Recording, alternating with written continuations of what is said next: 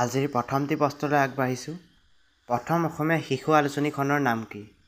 ইয়াৰ উত্তৰটো হ'ব ল'ৰা বন্ধু। ল'ৰা বন্ধু হৈছে প্ৰথম অসমীয়া শিশু আলোচনী।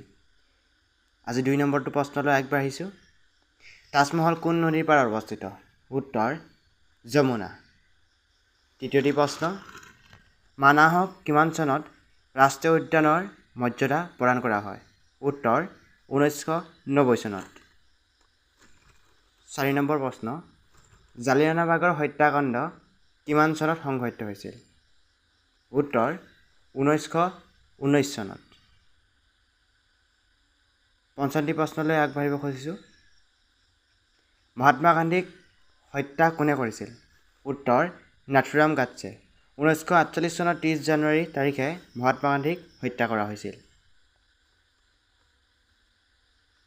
ষষ্ঠটি প্ৰশ্নলৈ আগবাঢ়িছোঁ। ভাৰতৰ সৰ্বপ্ৰথম কিমান চনত ৰেল চলিছিল? উত্তৰটো হ'ব 1953 চনৰ 16 এপ্ৰিল তাৰিখে। 7 নম্বৰটি প্ৰশ্নলৈ আগবাঢ়িছোঁ। ভাৰতৰ সকলোতকৈ বহল নদী কোনখন?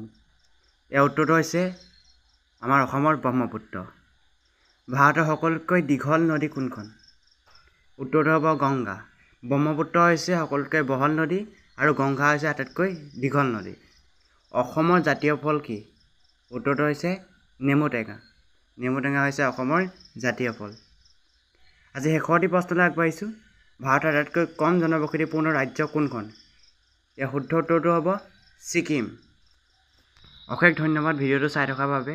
যদি মোৰ চেনেলটো নতুনকৈ আহিছে তেনেহ'লে চেনেলটো প্লিজ ছাবস্ক্ৰাইব কৰি দিব।